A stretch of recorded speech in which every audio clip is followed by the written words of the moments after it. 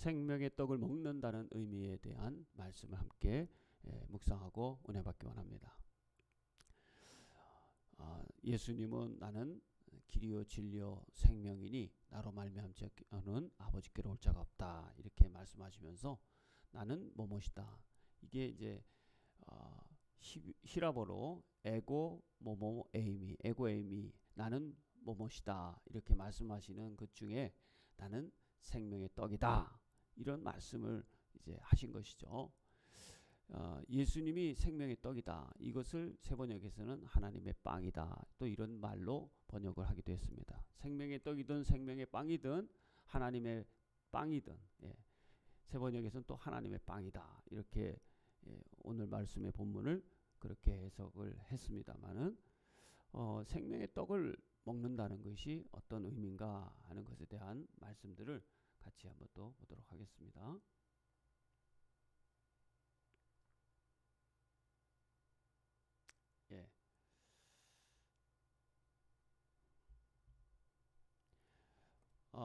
예수님께 또 한 사람이 와서 질문을 합니다. 그 질문은 뭐냐면 이렇게 물었습니다. 무엇이 정말 표적이냐? 오늘 본문 말씀에는 30절에 이렇게 얘기했어요.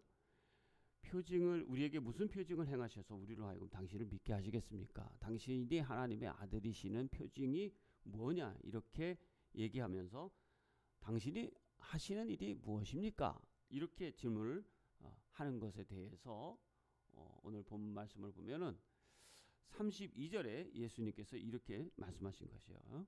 하늘에서 내려주신 빵이다. 이렇게 대답을 하셨습니다. 그러면 33절의 말씀에 또 이렇게 대답하십니다. 하나님의 빵은 하늘에서 내려와서 세상에 생명을 주는 것이다. 하나님의 빵이 세상에 생명을 주는 것이다. 이런 말씀을 하셨어요.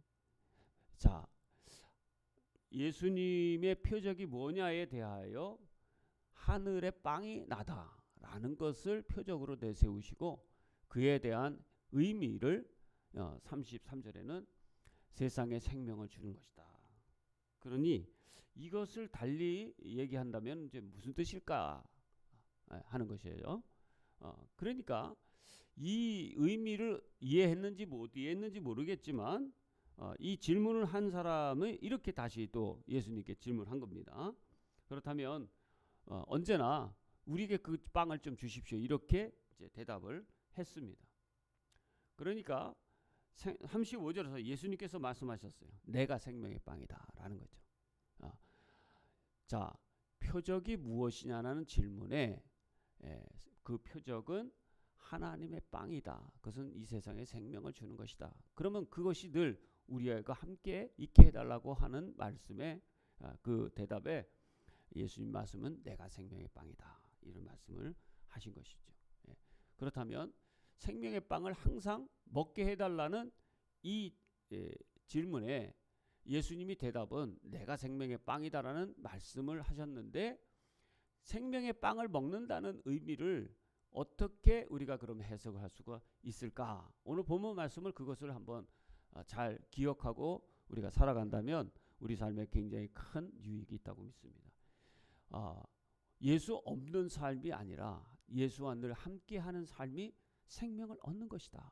내가 생명의 빵이다라는 것은 우리가 육체에 먹을 양식을 항상 먹잖아요. 아침에, 점심에, 저녁에 또는 어떤 사람은 가끔 가다가 금식도 하고 하지만 항상 먹습니다. 우리가 먹지 않는다면 인간의 육체는 이제 병이 들고 죽음도 볼 수밖에 없잖아요.